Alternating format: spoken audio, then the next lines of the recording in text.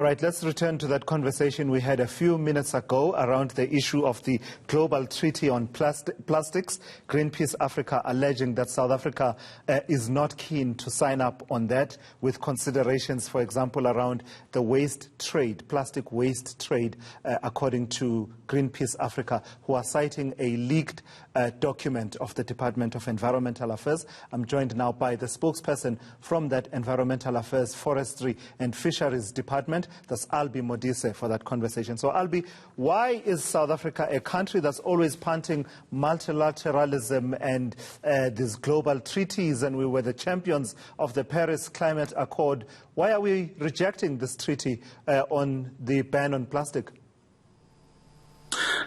So good afternoon, and thanks for the opportunity. It's unfortunate that the so-called leaked document is being discussed as if it's a policy document of the department.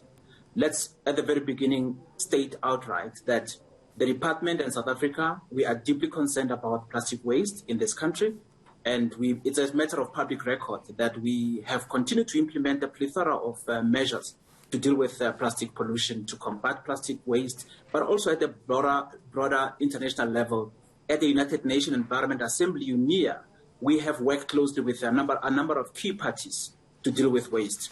Let's clearly state that our department, being the focal point on matters related to chemicals and waste management, we at this point do not have any decision whatsoever on any international agreement that would arise at UNEA.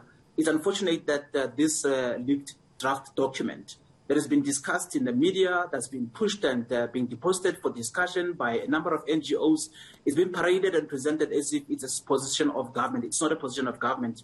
It most probably would have been a document that was being discussed at the level of branch.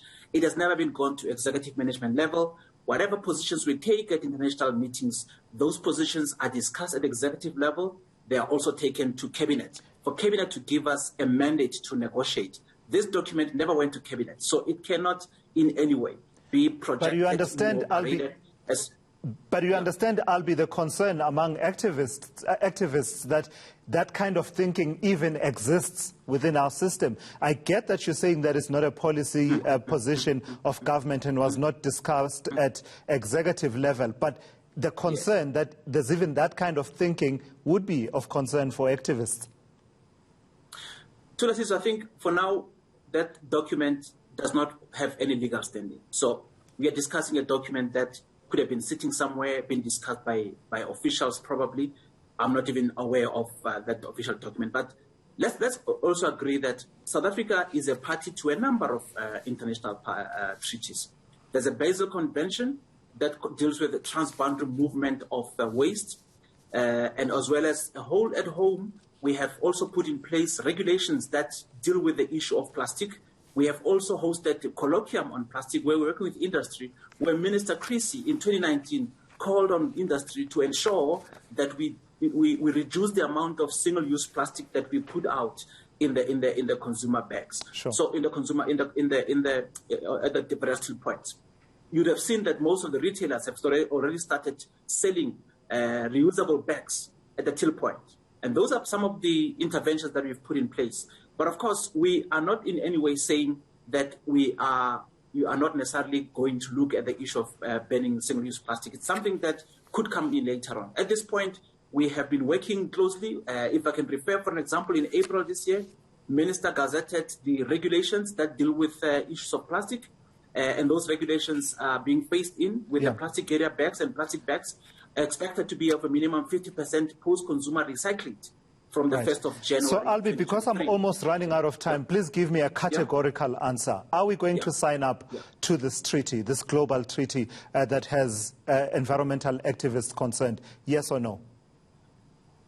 So it's going to be a difficult one to say yes or no to, because at this point we don't have a particular position. We're going to go to cabinet. Once cabinet has given us a mandate, we'll come back and tell the nation what the position is. That document that has been presented has not been vetted, has not been discussed, has not even been taken to cabinet. Lastly, Albi, are we considering or even in the practice of importing plastic waste for our own economic considerations?